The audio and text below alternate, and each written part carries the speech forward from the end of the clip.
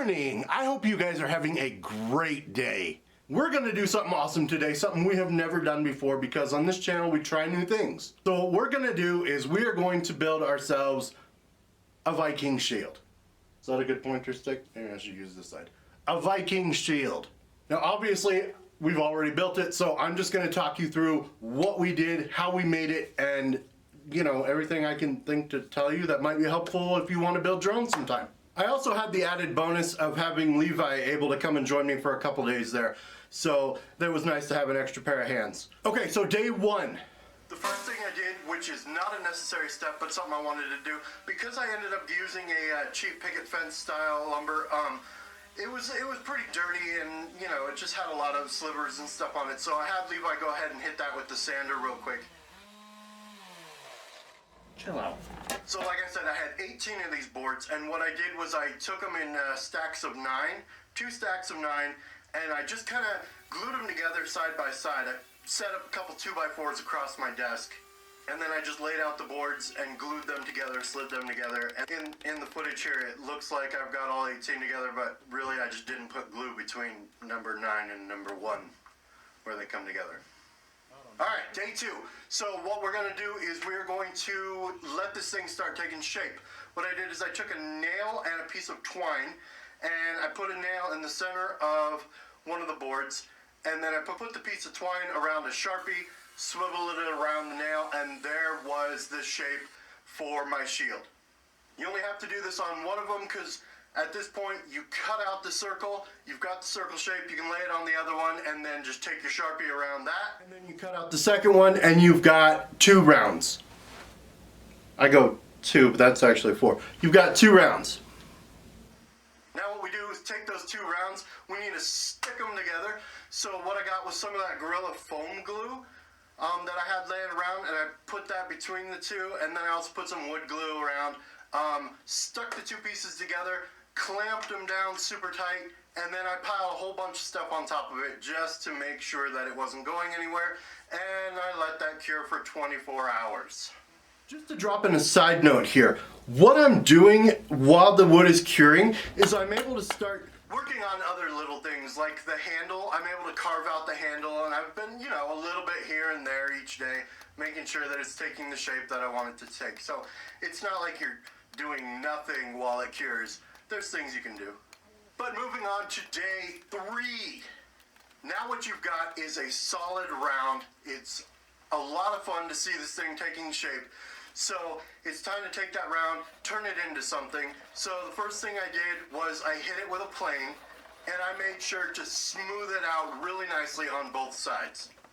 I'll admit I was a bit of a perfectionist with this one. I wanted it nice and smooth.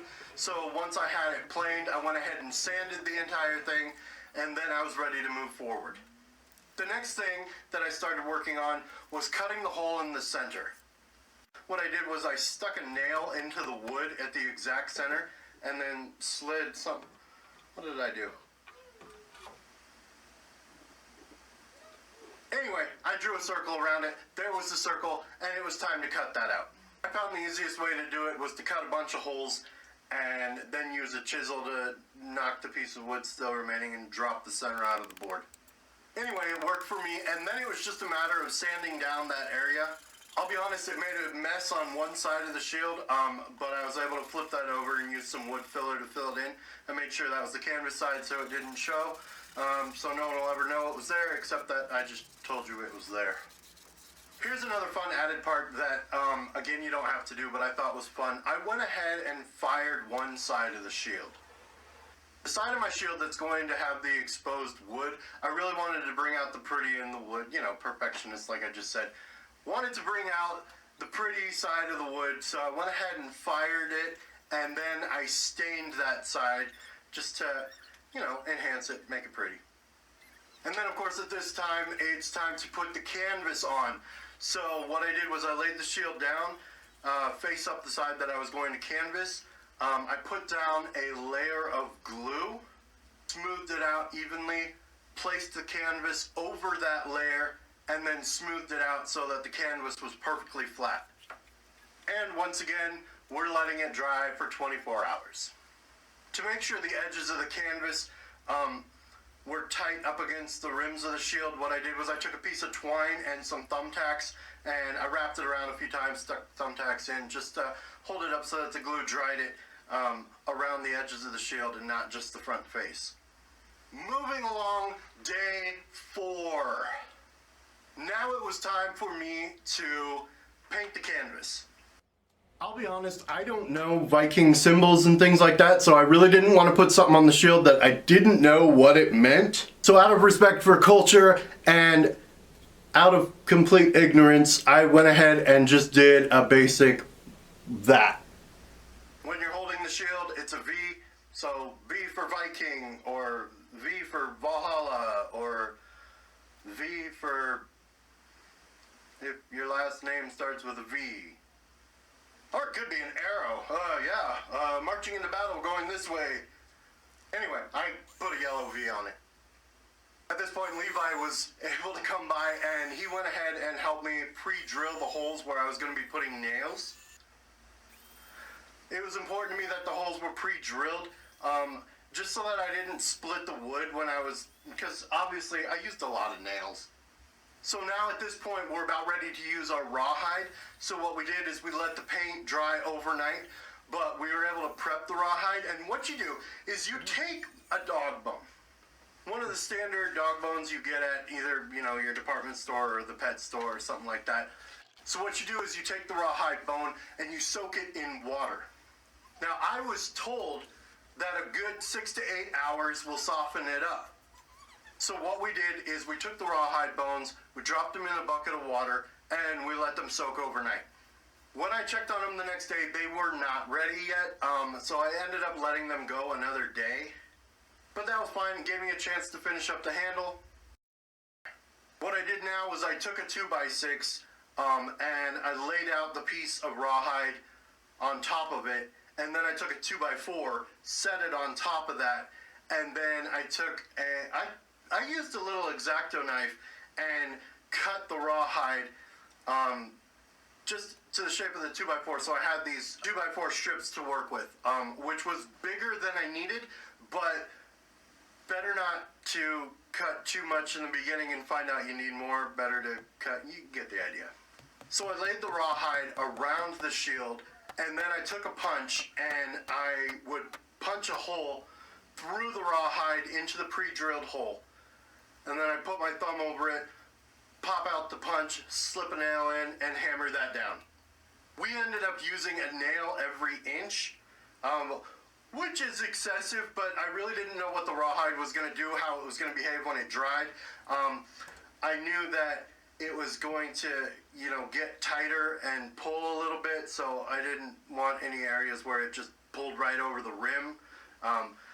Anyway, looking back, I could have used less nails, but that's what we did, and that's how it turned out. So we did that, and then I flipped it over and did the same to the back. I had a lot of excess rawhide on the back after I did it. So I took a pair of shears and I cut the rawhide down to what I wanted, and then it was a matter of let that rawhide dry. So while that rawhide was drying, I went ahead and tacked in the shield boss and attached the handle. So that's about it, really. And then let that rawhide dry all the way. It'll go from that rubbery fabric to, hard rawhide.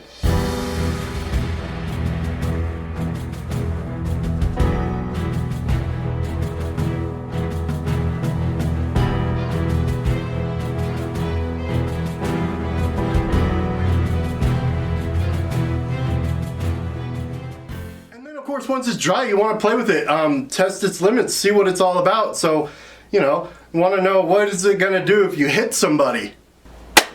Oh, my eye. What's going to happen if you stab it with a spear or shoot it with an arrow? I just want to know these things, so we went ahead and played with it. Levi came over again. I put him in the suit of armor and I hit him with it. Nah, didn't even feel it.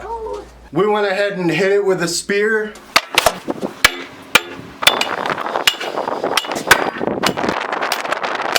My spearhead is a hand-forged spearhead. We stabbed it a few times. It definitely did more damage to the spear than the spear did to it. We beat it up with a 2x4. And then of course, you gotta shoot it with an arrow because why not?